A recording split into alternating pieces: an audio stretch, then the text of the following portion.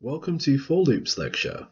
So for loops iterate over elements from a sequence, which include list, tuple, or dictionary, and outputs all the elements from the sequence. So let's just start off with a very basic for loop of for I in range 4, print I. As you can see here, we have 0 to 3. We could change that to say 10, get 0 to 9. We could do, say, the even numbers from 0 to 10. And it doesn't have to strictly be I, but it typically is an I.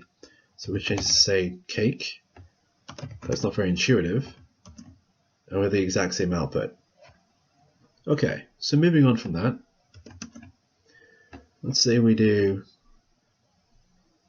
for I, let's do greeting in range 4, print hello world. And as you can see here with the output of the string hello world 4 times, 2 times, or 10 times, which is probably a little bit too many. Okay, so moving on from that, I'm just going to scroll down a little bit. And let's say we make a list of cats. So tiger, naturally, lion, jaguar, and let's say leopard. And then we do for cats in cats, print cats. And as you can see here, we have the output of tiger, lion, jaguar, and leopard. Okay. So moving on from that, let's say we do for num in range 4, print num, and then we can do num plus, say, 30. As you can see here, we have the typical 0 to 3 for the range of 4, but we also have the addition of 30 each time. And I'm going to even go and do, let's say, num times num. Great. Okay. Moving on from that, and we'll try a nested list, so nest 1, and we'll have 3 nested lists. So the first one's going to be 10, 20, and 30, and the next one's going to be 3.5, 4.5, and 5.5, and then we'll do, our last one is going to be sword, hammer, and shield. And then what we can do is for I in range 3, print nest 1 I. And this prints out all the nested lists. Okay, we'll go a bit further than this using the nest 1. So let's say we do for I in range 3, again, res equals nest 1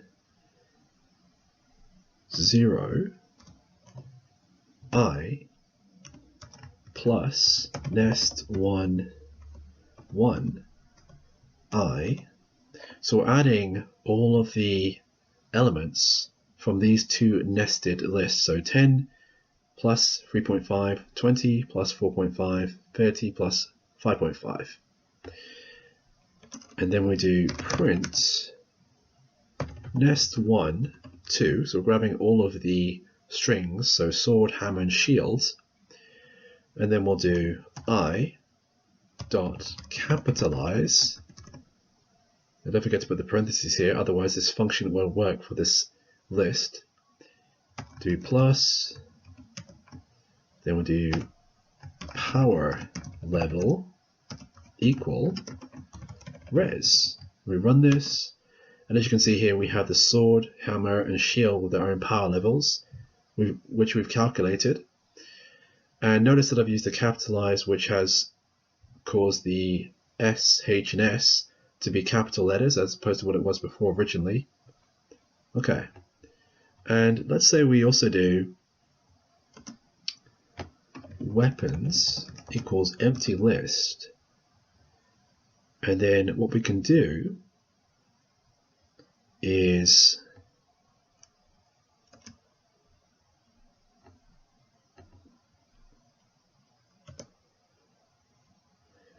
let's say we just simply delete all of this. We'll rewrite this part. Okay, so what I'm going to do is s, keep that in the proper indented block. So s equals nest1 2 I dot capitalize like before, capitalize plus power level again equals plus string nest1 0 I plus nest1 1 I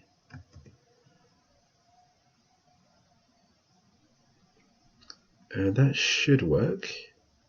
Yep, that should be fine. Okay, and then what we do is, because we have weapons as empty, what we want to do is weapons dot appends s, and then we do weapons. And as you can see here now, we have the strings for all of these sword, hammer, and shield, all these weapons with their own power levels as strings in a list, and we can access them. So we do 0 get sword, 1 is hammer, and 2 is shield. Before, with just the prints, which we did in the previous example, we couldn't actually grab the values, we could just only print them out. Okay, so moving on from that, what we can do now is, let's say, an additions table or multiplications table. So for I in range 1 to 8 colon print, and we'll do formatting plus equals dot format I plus I. And as you can see here, we have 1 plus 1 is 2, all the way to 7 plus 7 is 14. And we can change this to a multiplication, but we have to do the arithmetic here. This is just where it's represented. So do that. As you can see, we have 1 times 1 is 1, all the way to 7 times 7 is 49. Okay, there's another way of doing this as well. So let's say we do for k in the same range of 1 to 8 colon print, and then we do the percent sign d times percent sign d equals percent sign d, and then we'll do the percent sign, so it's the modulus rather, and then what we can do is k, and then k times k, and this should hopefully work. Great, so it's exactly the same output as what we have above, and we can change these to say f, and then we'll get floats instead, as you can see here. And we do the same with this. It's rather long, and we could do the same here with this as well. Okay, so moving on from that, let's say we do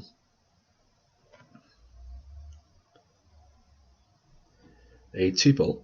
So we'll do tup1 equals 10, 20, and then A and B, and lastly we'll just do 200 and 400. We'll do for t in tup1 print t. As you can see, it's similar to what we had before with the nest1, which we had output the nested lists. But what we can do is, let's say we do x and y, we'll do x and y. When we run this, we're going to get the output of the individual elements, and this is what's called tuple unpacking. So tuple unpacking, and if we put in, let's say, another fed elements in each of the nested tuples, and we run this, we're getting a value error. It says too many values to unpack, it's expected 2. So we've written that, or typed rather, we're going to have 2, but there's 3 elements within each of these nested tuples. So what we need to do is put z there and Z here as well. And now you have the output of all of the elements from each of the nested tuples.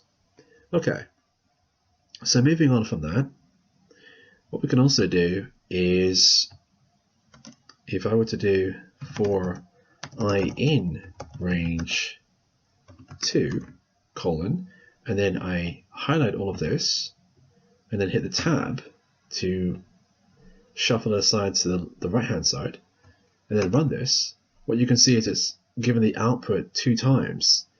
That's because of the range. So we have range, we do range 1. It's the same as what we had before with just one for loop. So this is what's called a nested for loop. And if we change this to 3, we have the output of, let's say, ABC 3 times, as you can see here. Okay, so moving on from that, what we'll do now is dictionaries. We do D1 equals curly brackets, key 1, colon, and then we can do, let's say, before we do that, we can create cakes equals a list, and we'll do chocolates, so different types of cakes, lemon, carrot, which is my personal favorite, and vanilla.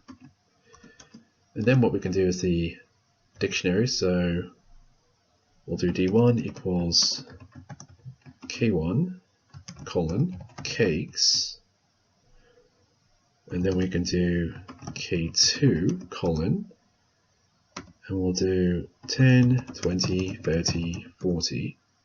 And actually what we're going to do is convert this into a tuple. So you can use either tuples or lists within a dictionary. And we do D1. And as you can see here, we have K1 with the nested tuple, or the tuple rather, and then we have the list within the dictionary.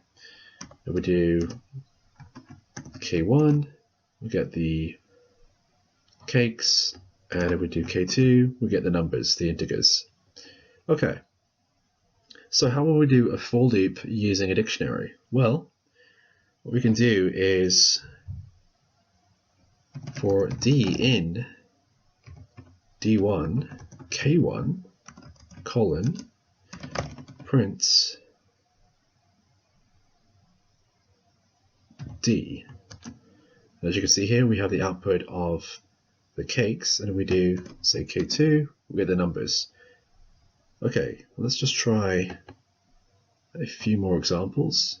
So if we do for X in D1 colon, and for I in range 4, because there's 4 elements within each of the, within the tuple and within the list, so we do print X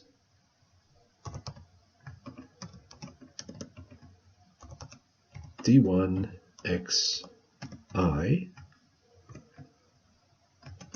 And as you can see here, we have the output of all of the elements from both the tuple and the list. And lastly, oops, I just scroll down.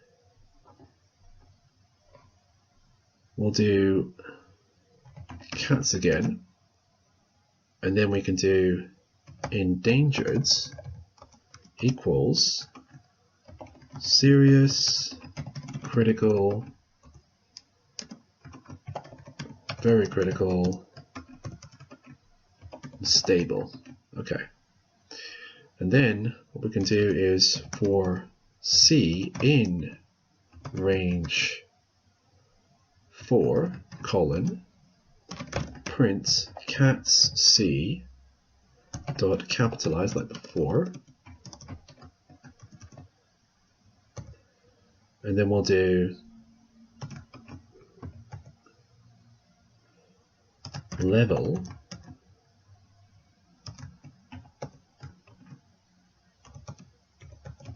endangered, oopsie, square brackets, dot upper. Okay, so as you can see here, we have a for loop that's printing out tiger, lion, jaguar, and leopard.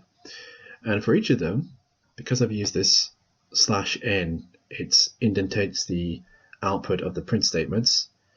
So you have level equals serious, level equals critical, level is very critical, and level is stable, which kind of makes sense for leopards considering how mysterious and how stealthy they are compared to the other animals here.